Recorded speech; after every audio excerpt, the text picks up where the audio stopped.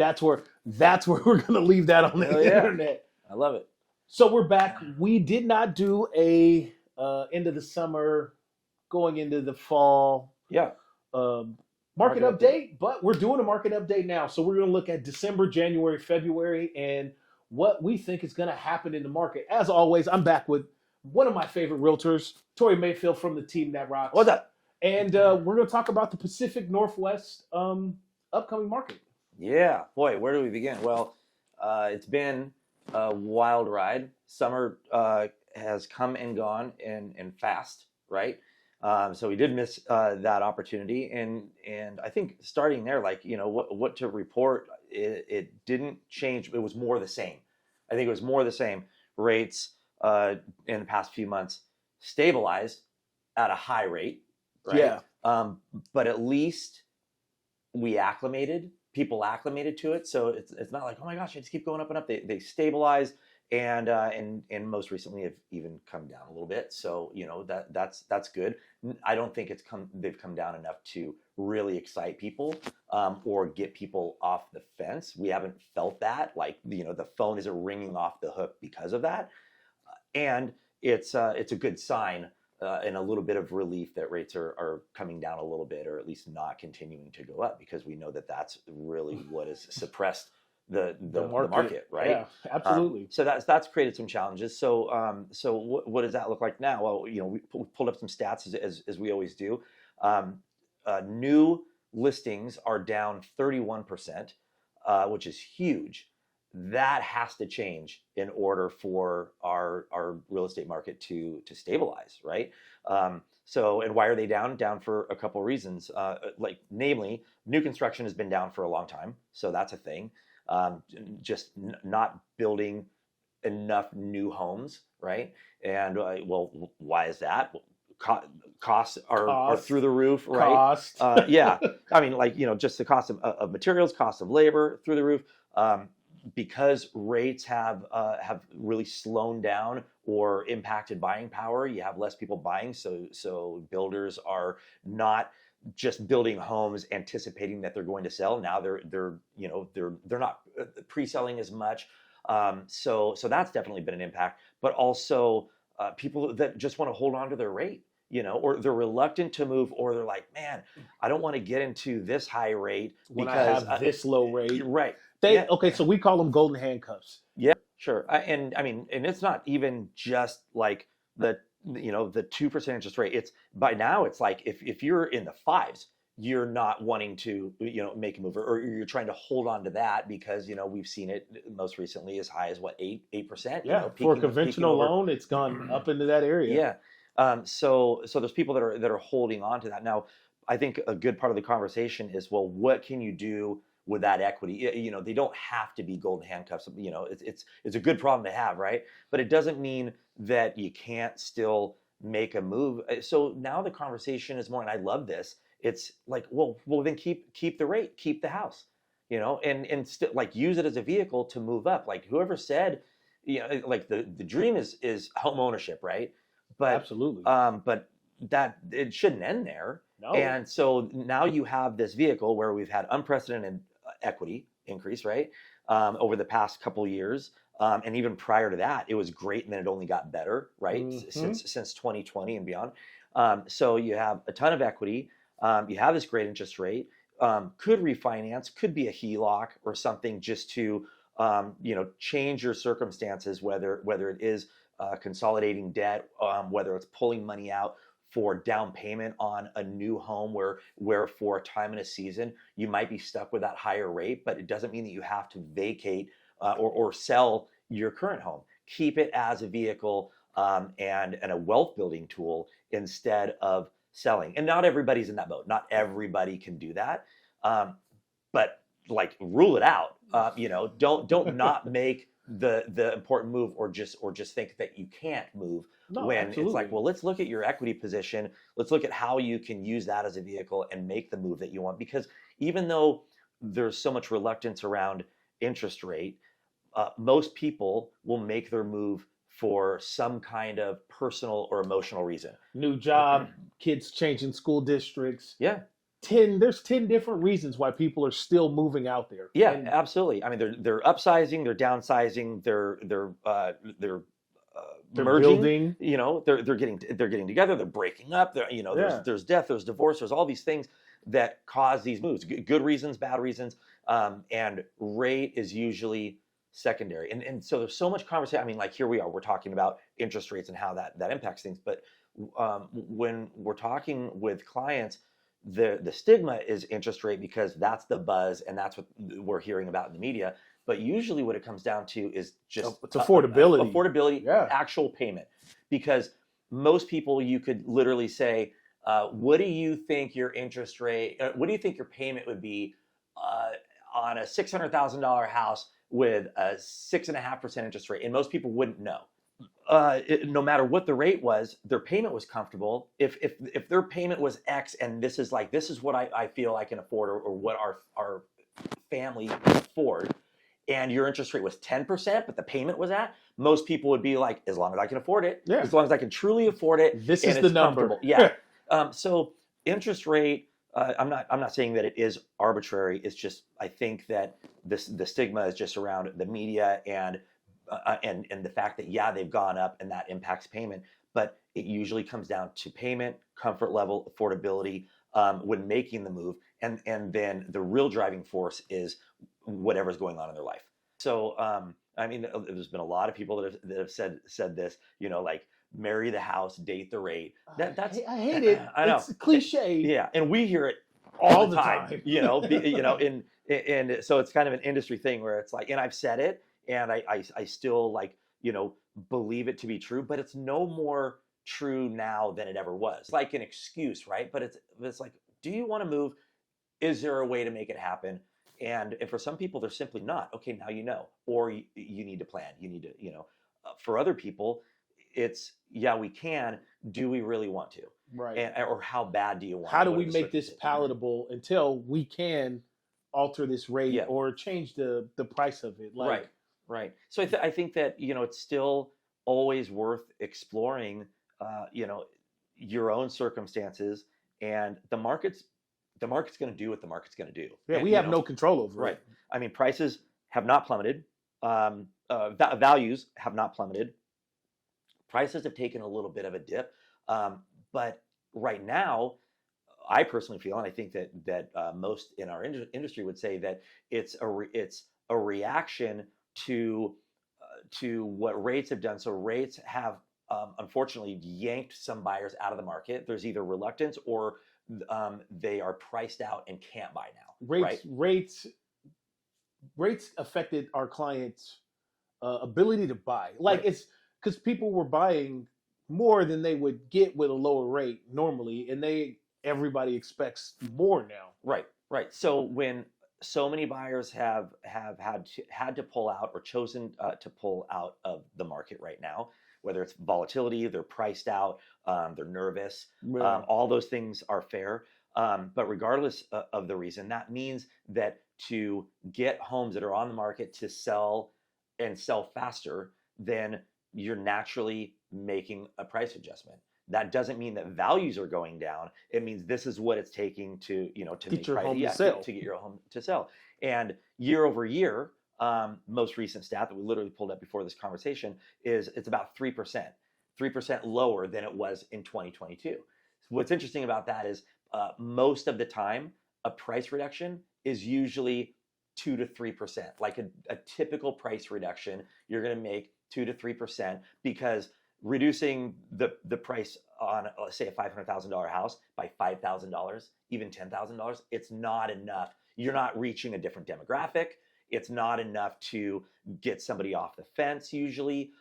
It's not impacting their payment terribly. Right. But you change the price $20,000. Well, now you're reaching a different bracket. A buyer. Right. You've just lowered your home into the upper echelon of somebody else's price range. Yeah, and also how people search, right? Because when you look at those drop downs on your mobile app, they're bigger gaps. Some of them are those biggest swings, but some of them are by $20,000 swings. So you could reach a different demographic that way. So I think that 3% that we're seeing in year over year prices coming down a little bit is just the response and people reducing the price to get current inventory under contract. So back to those stats. So we know new homes on the market down 31% year over year. Pendings are down 21%. Again, that's a result of interest rates spiking. Closed sales down 26%. And for us, because this is what we do for a living, and so many people that are attached to the real estate and mortgage industry and stuff, that's painful. 30 to 40% closed units are down 30 to 40% down, 30 to 40% down as an industry as for the a industry whole. Yeah, in our country. So that's huge. In our area, being down 26%, it's nice to be on the lower side of that, but that's a big deal. So all right, so when we talk about our market update, what do we expect moving forward? Well, you and I at least agree that rates will likely come down more. They've come down a little bit, not enough to really get exciting, but again, a little bit of relief. But we still think that they're going to come down more. We're hearing early spring. Fed's even meeting today. It's happening. So that's good news.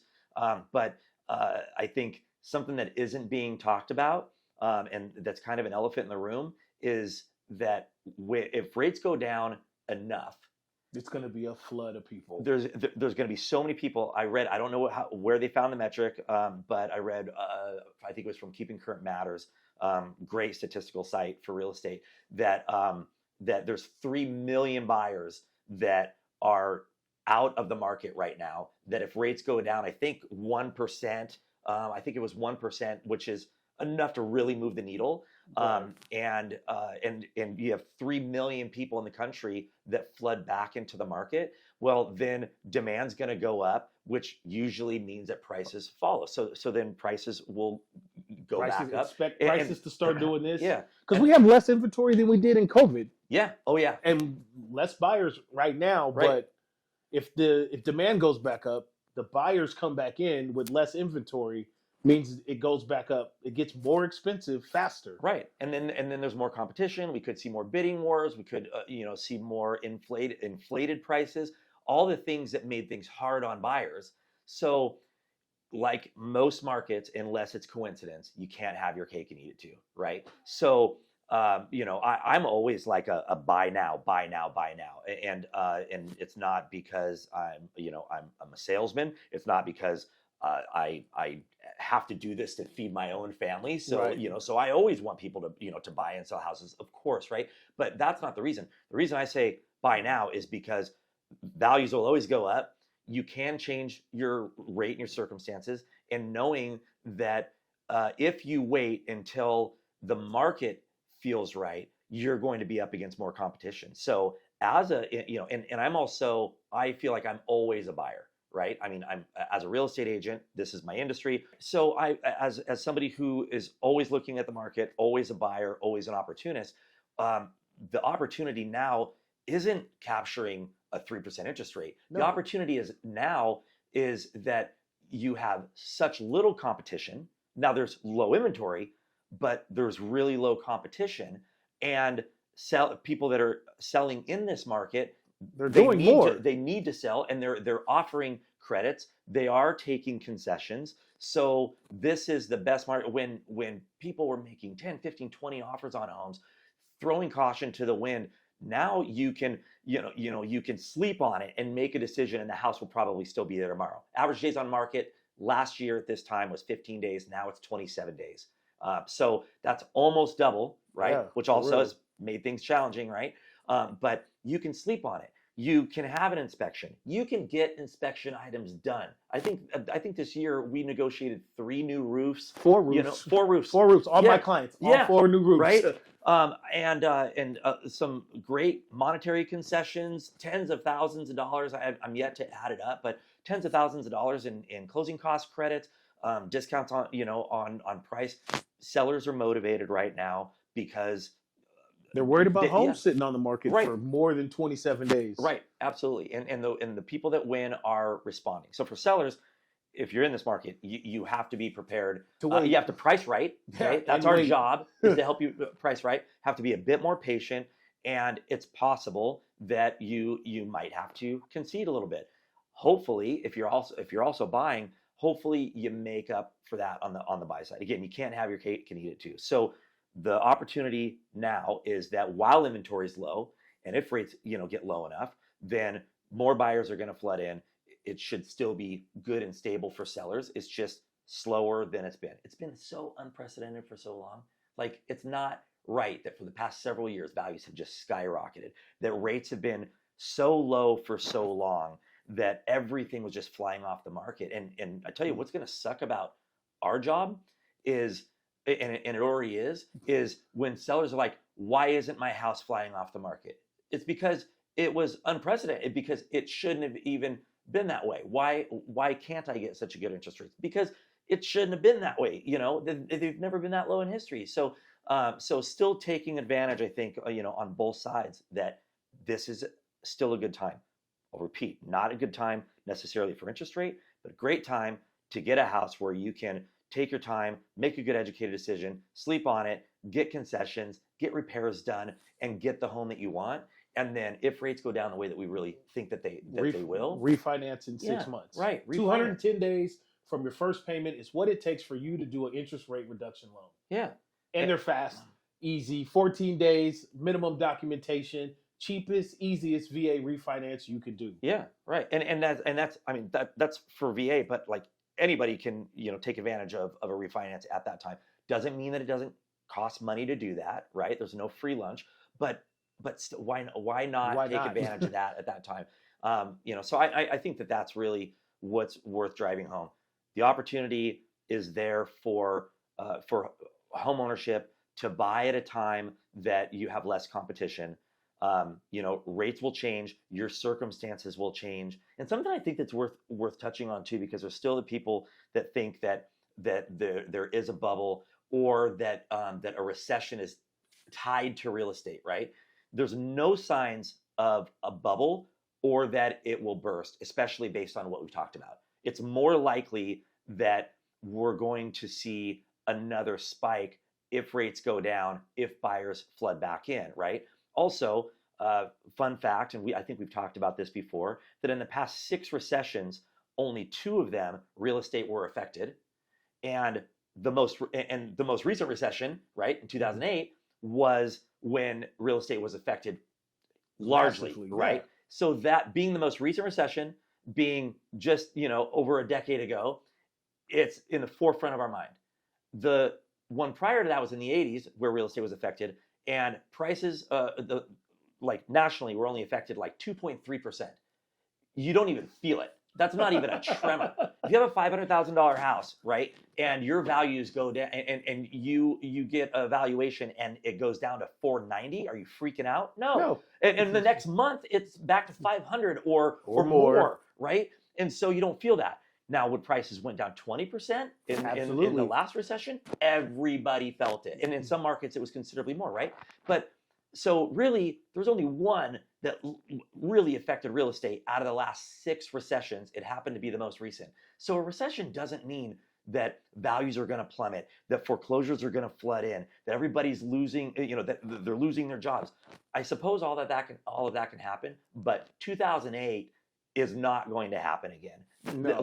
Like we've learned from that. Like back then, if you could fog a mirror, if you had a pulse, you could get a loan. No doc, no paperwork. Right. We'll just take your stated income that you're a chef at McDonald's. So why do we think that would happen again when you absolutely have to qualify for a loan? So everybody is on that 2008 jam. Doesn't give it. 2008 was a very different time. To be fair, I was in Baghdad. Yeah.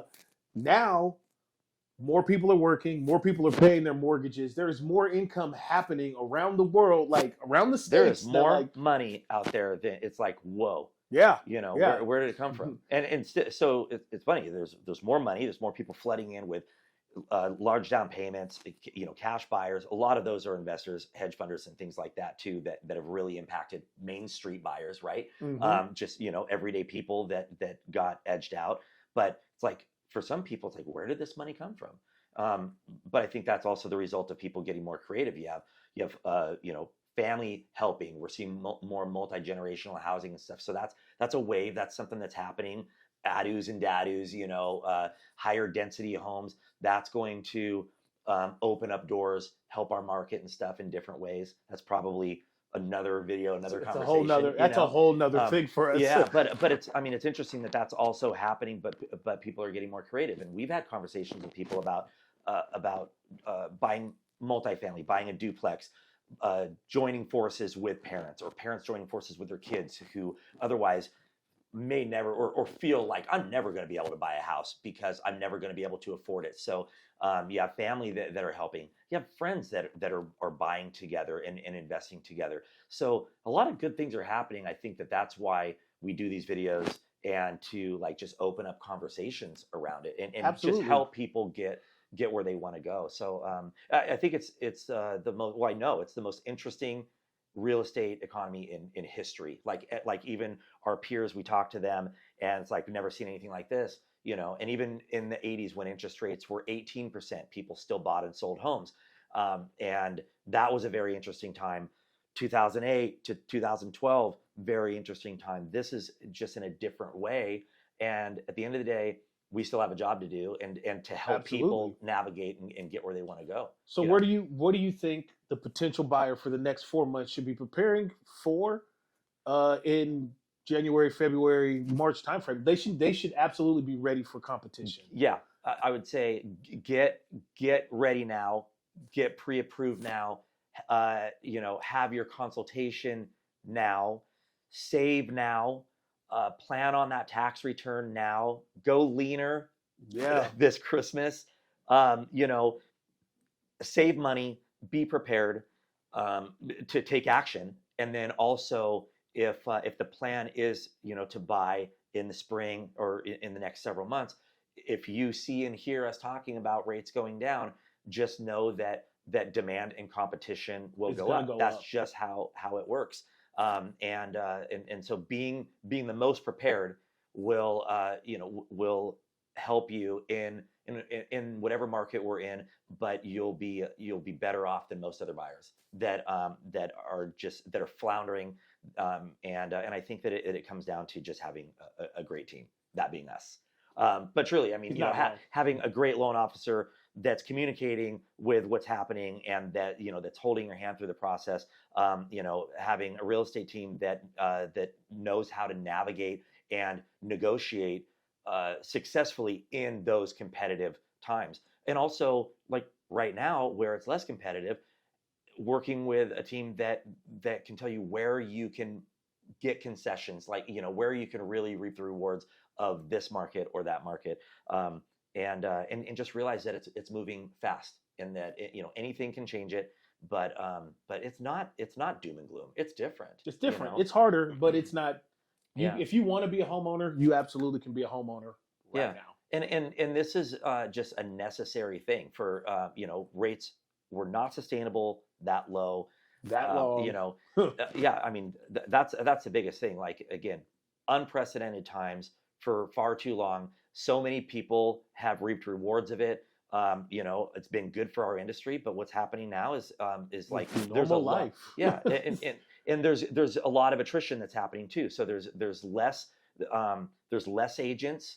Gosh, I think it was by September there was something like National Association of Realtors said there was like 80,000 agents nationally that did not renew their license, right? So like the year's not even over, and that doesn't mean that there's people that next month their license is gonna, and they're not renewed. So there's a considerable amount of agents and loan officers that are getting out of the industry, which that is like a natural purging. That's also not bad for business, not bad for the industry. Only the people that want to be here are going to be here. Yeah, like most things, only the strong survive. Right? Absolutely. So I think having a great team and great support while you navigate is most important. And this next 3 months will be as exciting, if not more, than the last 3 months. I'm excited for the new year already. Yeah, absolutely. Like we're setting goals. I'm doing all the things. Like next year's going to be amazing because the ability to serve clients with better rates and going back and helping all of those clients we put into homes Yeah. lower their rates will be a game changer for those people. Absolutely, yeah, and just a considerable savings, and just it opens It doors. opens So, doors. It yeah, opens so doors. no, it really is like the most exciting part. I mean, home ownership, it should be exciting, and it's been like, even when it's exciting, it's been so stressful for buyers for so long that the ones that are in the market now, they're relieved. They're actually having a good buying experience, even with a higher rate. They're having a good buying experience because they're not just getting kicked in the gut with getting getting again. outbid. 8 offers in and Yeah. nothing gets accepted, and then Yeah, absolutely. The only thing that like pains us is the handful of people along the way that gave up or tapped out, and they're like, like, maybe now's not the time. That the universe is telling us that maybe now's not our time. And and then coming back into the market where there's less inventory and rates are higher. Yes, that that pains us, but there's still opportunity for you, and it just starts with the conversation, like absolutely, just a phone call. So I'm gonna give you guys his or in the description of this video, I'll have his company's information, the social media, and how to get a hold of Tory and the team that rocks. If you have a question for us, leave it in the comments. I answer everything out there in public in the comments. If you have something that's private, there is a link to my Candly in the description of the video. If you want to know about your VA loan eligibility, there's also a link in the video, and we can have that conversation. If you have a VA loan for me, don't hesitate to reach out. I'm Byron Thomas, and this is Tory Mayfield from the team that rocks. Peace. Cheers.